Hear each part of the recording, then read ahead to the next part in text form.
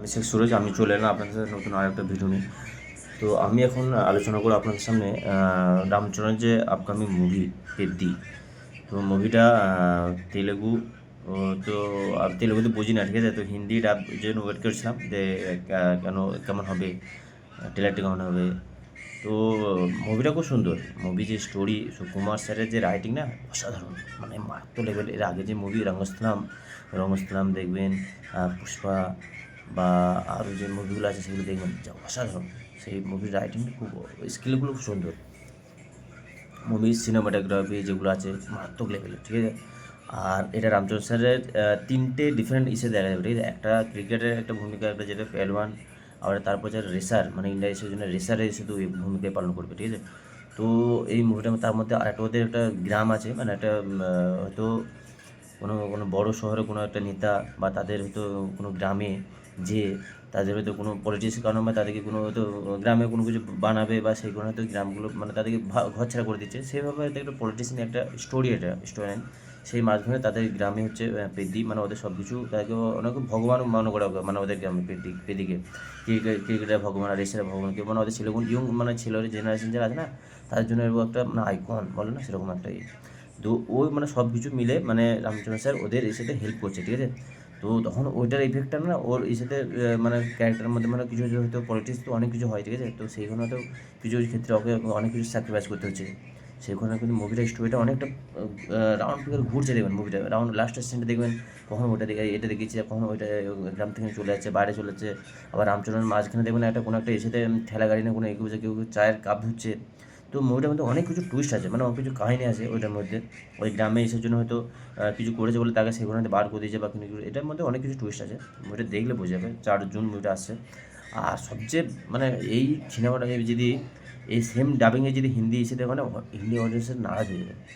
Main কথা আমার তো একদম ডাবিংটা একদম বাকোয়াস বলে অ্যাকচুয়ালি যে শঙ্কর মহাত্রে স্যারকে যদি হিন্দি ডাবিংটা দিয়ে করাতো এদের এটা দিয়ে না, বাকোয়াস লাগবে।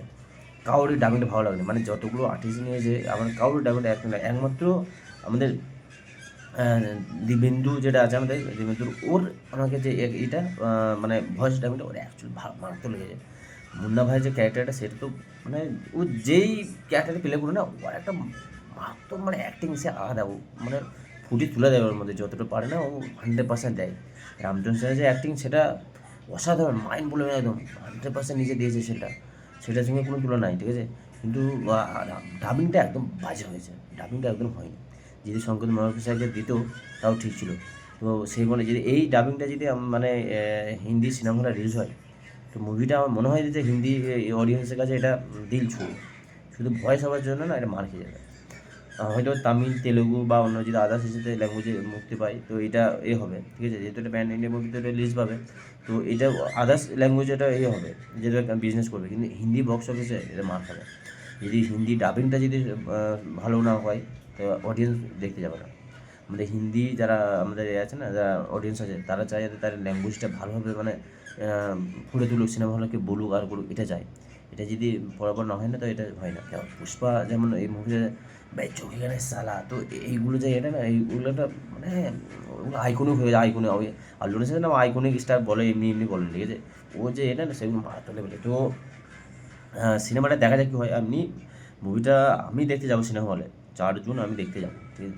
4 জুন হচ্ছে যদি আমি ফাঁকা না থাকি, আমি যে সিনেমা হলে আমার যদি ছুটি না পাই, আমি তো যদি যে সাথে মানে 1 সপ্তাহের মধ্যে যদি ছুটি পাই আমি যাবো দেখতে। তারপর আমি এক্সপিরিয়েন্স আপনাদের শেয়ার করবো।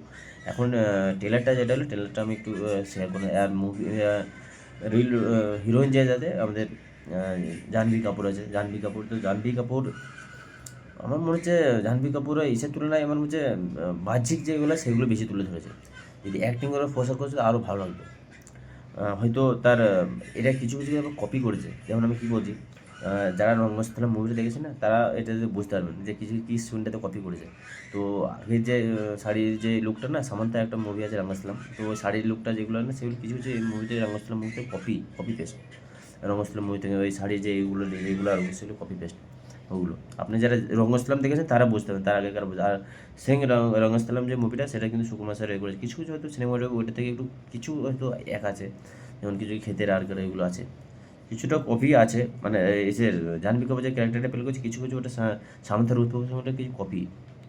মুভিটা দেখলে আমরা বুঝতে পারবেন। আমি যদি বলে দিলাম আগে বলবেন বকু যে না, আমি যেটা সত্যি আমি সেটা বলি, আমি কোনো এদিকে যাই না। আমি আমি মুভি রিভিউ কন্টিনিউ আসবে, আমি করবো, ঠিক আছে? সময় পাই না সেভাবে বলি না, আজকে এলো আমি করলাম। তো আমার রিভিউটা কেমন লেগেছে আপনাদের, বা আপনাদের সিনেমাটা কেমন লেগেছে অবশ্যই জানাবেন। আর আপনার হিন্দি মানে ডাবিংয়ে যেটা সিনেমা এটা ছিল সেটা কেমন লেগেছে অবশ্যই জানাবেন কমেন্ট সেকশনে। আর ভিডিওটা যদি ভালো লেগে থাকলে একটা লাইক, একটা কমেন্ট, একটা শেয়ার করবেন, যাতে আমি আপনাদের সামনে আরও পরবর্তীকালে নতুন ভিডিও নিয়ে আসতে পারি।